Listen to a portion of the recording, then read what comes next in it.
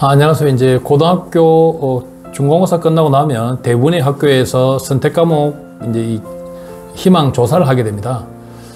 그래서 이제 2015 개정 교육과정이 시작된 지 또 꽤 오래되었지만 이 고등학생들이 선택 과목을 정하는데 어려움을 겪는 학생들이 생각보다 많습니다. 그 이유가 뭔가를 오늘 같이 한번 고민해 보겠습니다. 그러면 교육부에서는 왜 이렇게 복잡한 진로 선택 과목을 만들었을까요? 여러분을 이제 괴롭히려고 또 그렇게 만들지는 않았겠죠, 그죠? 교육과정을 만드는 것은 쉽게 만드는 것은 아닙니다. 그래서 이제 올해 고등학교 1학년들이 2015가 이제 적용이 되고 내년부터는 2022 교육과정이 이제 들어오게 됩니다. 그래서 이게 이제 선택 과목이라는 게 잘 아시겠지만 학부모님들께서 대학에 다닐 때 대학을 생각하면 좀 쉬울 것 같습니다. 대학도 학점제지 않습니까? 그리고 고교 학점제의 전 단계로서 진로 선택 과목이 들어온다 이렇게 이해를 하시면 좀 쉬울 것 같습니다. 그래서 고등학교 1학년 때 공통과정을 배우게 되고 2학년 올라가면서 일반 선택 과목과 진로 선택 과목이 나누어집니다. 근데 이렇게 힘들어하는 이유가 뭐냐면 첫 번째로 학생들이 고1인데도 불구하고 아직까지 이 진로 선택이 덜 된 친구들이 생각보다 많습니다. 근데 잘 아시겠지만 고등학교 1학년 어려운 것이 아니고 이제 대학에서 소위 말하는 은퇴자들을 대상으로 이런 이제 진로 교육을 해보면 한 분야에서 3, 40년 동안 일하신 분도 내가 은퇴 후에 어떤 삶을 살아야 되는지 또 내가 잘하는 게 뭔지 내가 좋아하는 게 뭔지를 모르는 분도 의외로 많습니다. 그래서 내가 어떤 진로를 택해야 될지를 거꾸로 저에게 묻는 분도 많습니다. 이와 같이 이런 진로 결정은 짧은 시간에 되는 게 아니란 겁니다. 그래서 그럼에도 불구하고 우리 학생들은 공부를 하면서 계속 자기 진로를 고민해 봐야 합니다. 왼쪽 자료 화면을 보시겠지만 그래서 나는 무엇을 잘할 수 있는가, 또 나는 무엇을 좋아하는가, 또 나는 무엇에 가치를 두고 있는가, 이런 생각을 하면서 완벽한 진로 결정이란 없기 때문에 지금 내가 아는 수준에서 또 내가 아는 진로를 탐색한 범위 안에서 이렇게 최선의 선택을 하는 겁니다. 진로는 언제든지 바뀔 수 있고 또 직업도 항상 변할 수 있습니다. 더군다나 잘 아시겠지만 이제 100세 시대를 살아가야 되니까 은퇴 이후에도 3, 40년을 더 살아야 된다는 겁니다. 그래서 진로 이야기는 기니까 이 정도 생략을 드리고요. 세상에 바뀌지 않는 것은 아무것도 없습니다. 그러니까 우리가 불변의 진리는 변하지 않는 게 아무것도 없다는 게 불변의 진리인 겁니다. 그럼에도 이제 불구하고 오늘은 고 1학년들이 중간고사 끝나고 나면 대학 입시를 위해서는 최소한 고등학교 1학년 때는 이런 전공 분야와 학과가 정해져야만이 그 다음에 선택 과목을 정할 수 있다는 겁니다. 아직 학과를 정하지 못한 학생들이 생각보다 많기 때문에 이 방송을 보면서 여러 가지 뭐 커리어넷이나 혹은 여러 가지 우리가 진로 적성 검사나 흥미 검사를 통해서 내가 좋아하는 분야가 어떤 분야인지 최소한 계열은 정해져야만이 선택 과목을 정할 수 있습니다. 또한 내가 선택 과목을 정했다 하더라도 또 내가 희망하는 대학의 학과에서 요구하는 선택 과목이 있다는 사실입니다. 이것도 꼭 반드시 확인을 하셔야 됩니다. 두 번째는 올해 이제 수능에서 국어와 수학에서 공통과 선택으로 나누어집니다. 국어에서 기본적으로 우리가 독서와 문학이 공통이라면 언어와 매체나 합법과 작문은 선택이 되게 되고요. 수학에서는 수원과 수투가 공통 과목이라면 또 기하와 또 미적과 학통이 선택 과목이 되게 됩니다. 이거는 이 선택 과목이 수능 선택 과목은 정시에도 굉장히 중요합니다. 그래서 단순히 표준 편차에서 내가 어떤 과목을 택하느냐에 따라서 유부를 떠나서 대학에서 또 수능에 반드시 응시하는 과목이 있습니다. 그래서 이런 것도 한번 꼭 생각을 해보시고 그 다음 정시에도 어떤 과목을 택하면 가산점을 주는 것도 있습니다. 올해 이제 고2부터는 서울대를 비롯해서 주요 수도권 주요 대학들이 정시에도 교과 성적을 반영합니다. 이 중에 첫 번째가 이수 과목, 어떤 과목을 이수했는가, 그 다음에 등급, 그 다음에 세분의 특기상, 이 세 개를 우리가 교과 평가를 그럽니다. 그래서 또 올해 성대를 비롯해서 몇 개 대학들은 올해 고3부터 수시 교과 진행에도 서류 평가를 반영하는 대학도 생기게 될 것입니다. 그래서 선택 과목 이수는 매우 중요하다는 이야기를 꼭 드리고 싶습니다. 세 번째는 학생들이 이 선택 과목이 무엇인지를 잘 몰라서 왼쪽 자료를 보면서 한번 선택 과목이나 또 일반 선택 과목, 진로 선택 과목은 설명을 좀 드리고자 합니다. 고1 때 이제 기초 소양 함량을 위해서 문이과 구분 없이 모든 학생들이 배우는 공통 과목을 도입하고 통합적 사고를 키우는 통합 사회 및 통합과학 과목을 배우게 됩니다. 이 중에서 이제 수능 과목은 한국사뿐입니다. 이제 2학년부터 배우는 선택 과목에는 자료 보시겠지만 주로 일반 선택과 진로 선택 과목으로 나누어집니다. 일반 선택 과목은 교과별 학문에 대해서 기본적으로 이해하는 내용으로 구성되어 있습니다. 모든 학생이 폭넓게 선택할 수 있는 과목으로 대부분 수능 출제 과목이며 내신에서는 상대평가를 실시하게 됩니다. 반면 진로 선택 과목은 학생이 자신의 적성과 진로에 따라 선택할 수 있는 과목으로 수학에서의 기하와 그 다음에 과학에서 물화생지 2, 4개 과목을 제외하고는 수능 출제 과목이 아닙니다. 또한 진로 선택 과목은 절대평가를 하게 됩니다. A, B, C 3단계로 절대평가를 하기 때문에 내신의 유불리 때문에 진로 선택 과목을 택하고 안 택하고 하는 문제는 아니다는 이야기를 꼭 드리고 싶습니다. 그 다음은 학생은 자기 진로에 따라서 선택권을 확대하기 위해서 진로 선택 과목을 3개 이상 반드시 이수를 해야 합니다.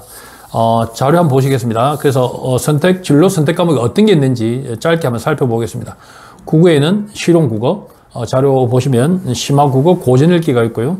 수학에서는 실용수학, 기하를 빨갛게 표시해놨는데 이건 수능 과목이라는 이야기입니다.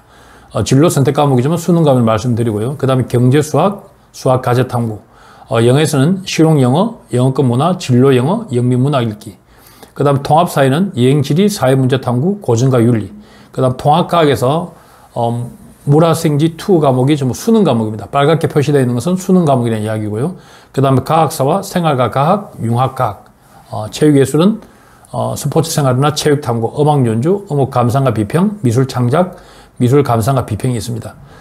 그 다음 생활교양에 또 보시면 이런 제2외국어도 있고요. 그 다음에 한문도 한문2가 있습니다. 그 다음에 이제 자료가 좀 바뀌었을 텐데 학생 진로 진학과 연계한 과목을 한번 임의로 이렇게 만들어 봤습니다. 학생들 어려워해서 임의로 도표를 한번 만들어 봤습니다. 그래서 상경계열, 사회과학계열, 의학계열, 자연계열, 간호보건계열로 임의로 나누어 보았고요. 일반 선택에는 이렇게 과목들이 들어있습니다.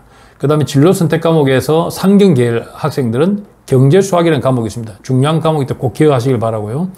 그 다음 의학계열은 고전읽기가 있습니다. 이 고전은 단순하게 옛날 글이 아니고 우리가 클래식을 이야기하는 겁니다. 살아가는데 꼭 필요한 이런 고전읽기라는 과목이 있고요. 그 다음에 심화국어, 영미문화 읽기가 있습니다. 그 다음 자연계열 학생들은 당연히 공대 쪽은 기하가 꼭 필요하겠죠. 그 다음에 탐구과목으로 들어가 보면 진로 선택 과목에 사회문제탐구, 여행지리가 있고요. 그 다음에 이제 의학계열은 역시 고전과 윤리, 과학사도 있습니다. 이게 이제 2015 개정교육과의 핵심이 문이과 통합입니다. 그리고 융합적 사고가 필요하기 때문에 이렇게 과학과 사회 과목을 넘나드는 이런 것들이 필요하겠죠. 그 다음에 이제 생활교양은 넘어가겠습니다. 그럼 이제 정리를 하면 꼭 필요하다고 생각하는 진로 선택 과목 어떤 게 있을까? 이건 이제 학교 교사들이나 대학에 있는 분들에게 이제 설문조사를 해서 대략 만들어 본 겁니다.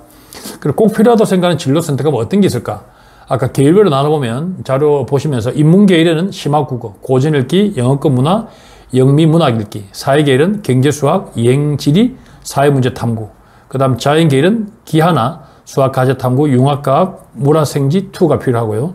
그 다음 공학계열은 당연히 기하가 꼭 필요하겠죠. 그 다음 물리2나 화학2, 융합과학 당연히 할 거고요. 그 다음 의학계열은 기본적으로 어생명계열은 화학2나 생명과학2가 필요하다는 이야기입니다. 이제 좀 정리를 하면 그 선택 과목이 뭔지를 우리가 대략 살펴봤지 않습니까? 그럼 이 과목들이 어떤 특성을 갖고 있는지, 그리고 뭘 배우는지, 또 나의 진로와 어떤 관련이 있는지 이런 것도 한번 생각을 해보셔야 되겠죠. 그 다음에 본인의 학교 교육 과정에서 선택 가능한 것을 먼저 수강하는 것이 좋습니다. 학교에서 내가 다니고 있는 고등학교에서 개설되지 않는 과목에 대해서는 공동 운영 과정을 하는데 이게 좀 어려울 수 있을 것 같습니다. 거점형은 만약에 우리 고등학교에 경제수학이 없다면 인근에 있는 B 고등학교에 경제수학이 개설이 되어 있다는 이야기입니다. 이게 거점이라고 그러고요. 또 아재 도서백지나 상간 이런 지역에는 그 온라인형으로 바꾸기도 합니다. 그래서 학교에서 이런 공동 운영 과정을 반드시 알려주게 되어 있습니다. 예전에는 학교에서 개설된 거 중심으로 했는데 2015 개정 교육 과정의 핵심은 학생들이 진로 선택의 폭을 넓혀주기 위해서 다양한 형태로 이런 학교 밖에서도 우리 학교가 아닌 다른 학교에서도 수강 기회를 할 수 있다는 걸 알려주기도 합니다. 그 다음에 이제 세 번째로 수시에서뿐만 아니라 정시에도 영향을 주므로 내신 관리에 부담이 된다 해도 진로 관련 선택 과목은 아주 중요한 겁니다. 그래서 이게 가산점을 주는 것도 있지만 또 기본적으로 학생부 종합전형에서는 당연히 전공 적합성을 보기 위해서 중요하겠죠. 그 다음에 이제 또 이게 대학 수학 능력 응시 과목도 함께 고려를 해봐야 됩니다. 그래서 학교에서 학생들의 부담이 너무 늘어날 수 있으니까 이게 수능 과목인지 아닌지도 좀 알아보고 준비를 하면 좋지 않겠나. 그래서 정시에서 서울대뿐만 아니라 앞으로 대학들이 바뀌게 될 텐데요. 선택 과목에 따라서 가산점을 부여합니다. 그래서 쉽게 말하면 진로 선택 과목이나 일반 선택 과목을 많이 택하는 이야기입니다. 그래서 결론적으로 이야기를 하면 지금까지는 내신에 유분리 때문에 진로 선택 과목을 택하지 않은 경우가 많았습니다. 다시 정리를 하면 내신에서는 진로 선택 과목은 A, B, C 3단계로 절대평가를 하게 된다는 겁니다. 그러니까 내신 유분리에 관계없이 꼭 선택을 해야 될 것이고, 그 다음 학생부 종합 전형에서는 당연히 전공 적합성이나 아이가 자기 진로에 관한 기울인 노력들을 보기 위해서 이 진로 선택 과목이 중요하겠죠.